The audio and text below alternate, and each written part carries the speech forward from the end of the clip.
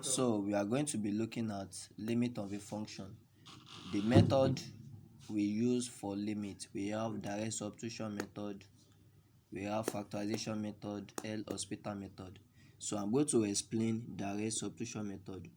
Direct substitution method is mostly used for polynomials. Like, let me give you an example. When we have something like a polynomial like x plus 2 x squared plus 5x plus 10, or when we have, let's say, 3x cubed plus 2x squared minus 5x plus 2.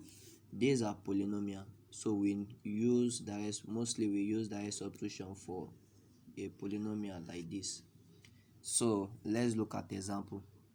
So example 1, we are told to evaluate limit of, into bracket, we have x squared plus 3x where x approach 2, or we can say x tend to. This x approach 2 means x will equal to 2, which means anywhere you can find x, you are going to replace them with 2. X is equal to 2. That's the meaning. So let's try and solve this using direct substitution method.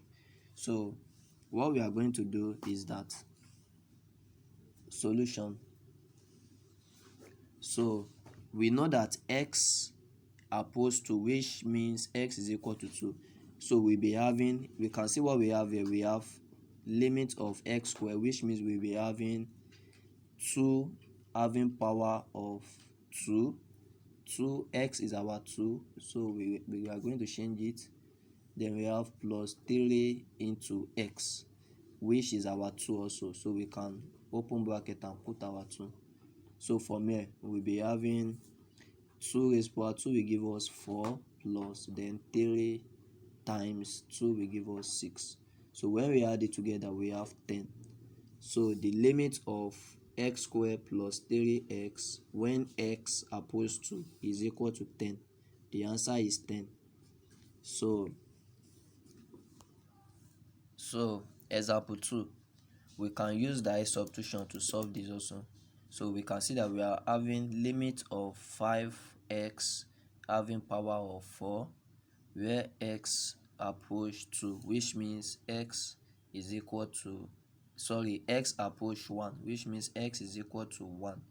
So from here, which means anywhere we can see x, we are going to change it to 1. That's what it means. So that, let's look at solution. So we are having 5. Then what's our x? Our x is 1. Then we can see that the x is having power of 4, so we return the power to it. So from here, so that we will be having 5. What we are going to do is that this is still the same thing as having 1 having power of 4. 1 having power of 4, which is still the same thing as multiplying 1 in 4 times. So that's the meaning. We can see that when we multiply 1 in 4 times, we still be having 1. So that's why we are going to be having 5 times 1, and that will give us 5. So this is our final answer. So now example 3, we are having into bracket x minus 2 close bracket, then we have another bracket x raised to power 2.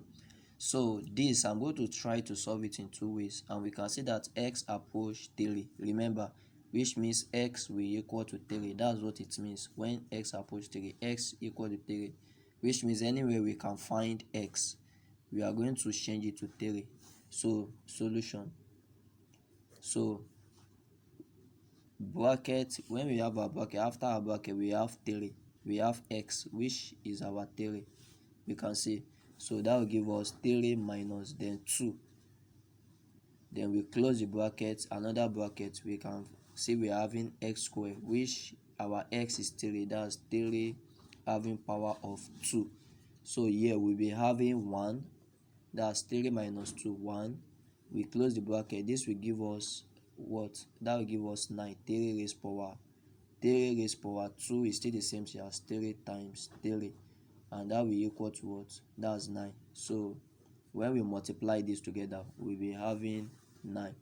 That's 1 times 9 will still give us 9. This is our final answer. So example 4. Our question can also come in form of this, where we are having limit of 5. We have 5 limit x having power of 4, where x approach 1. Remember, that's x equal to 1. So what we just need to notice that this 5 is multiplying, is going to multiply what we have. Is going to multiply the limit of what we solve. So let's look at solution. So we are having our 5 already. So we know that it's going to multiply what we are given, the limit of this that we are going to find. And we know that x is 1, which means x is equal to 1. So that will give us 1 having power of 4. So this will still equal to 1 having power of 4 is still the same thing as 1 times 1 times 1 in 4 places, and that will still give us 1. It's going to equal to 1. So that will give us 5 times 1, and that will still give us 5. So let's look at another example. This kind of example, we can see we are having fractional limit. So most of the time, if we are to solve fractional limit, sometimes direct substitution we do use it. So we are going to, the first thing we are going to check if we can use direct substitution. If we use direct substitution, and if our answer is not in form of, let's say, 5/0, or maybe 1/0, or whereby you'll be having number at the top, then the denominator will be 0, this kind of solution is going to give you infinity. And infinity, when you press your calculator, is going to tell you error. So if you use direct substitution and you notice that you are not getting something like this, it means the answer is correct. But if you are finding something like this, which means is wrong, so you will try to use another method. So let's look at solution. So I'm going to try to use direct substitution, and remember, when using direct substitution, we know that x tend to 2, which means x will equal to 2. Anywhere we can find x, we replace it with 2. So for me, the first one, we are having 2, and the 2 is multiplying x, we can see. So we can just open bracket. What's our x? Our x is also 2. So we put our 2, then minus 1. We have minus 1 divided by x squared. Our x is 2, that's 2 raised power 2. Then we have plus 3. So from here, what we are going to do is that we are going to use this 2 to open this bracket, and when we multiply 2 times 2 will give us 4 minus 1 all over this will also give us 2 raised power 2 is also 4. Then we have plus 3.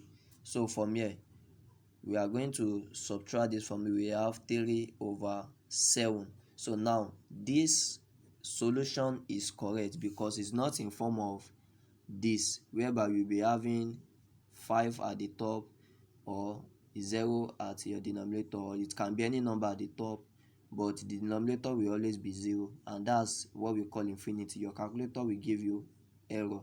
So this, you can see, we use direct substitution, which means I substitute the value of x into the value straight, and I'm getting my answer. So let's try and look at this fraction again. This is another example. So what we are going to do is that, remember, we are going to try and test if direct substitution can work with this. So if we try, we can see that we are having x approach 1, which means x is equal to 1. We know that. So that if I use direct substitution, which means we are going to take what x is, we are going to replace it, we are going to change it straight. So let's try and change it and see what's going to happen. Here we are having x squared, which means we'll be having 1 raised power 2. We know that our x is 1. So now we are having 1 raised power 2 plus 2, we multiply x. That's 2 into 1 because our x is 1. Then all over here we are having x, which is 1 minus then this one, so that from here we will be having 1 raised to power 2 will still give us 1, then plus 2 times 1 will give us 2, all over this. When we subtract this from this, we'll be having 0. So that we'll be having 3 divided by 0. You can see what I'm saying. Now if you press your calculator with this, it's going to give you infinity. It's going to equal to infinity. Your calculator will give you, is going to give you error. So this type of solution is not correct. So we just say not. So we can just say not exist solution, which means the solution is not correct. This is wrong, is not correct, because which means direct substitution will not work, can't work with this. So we look for another method to use.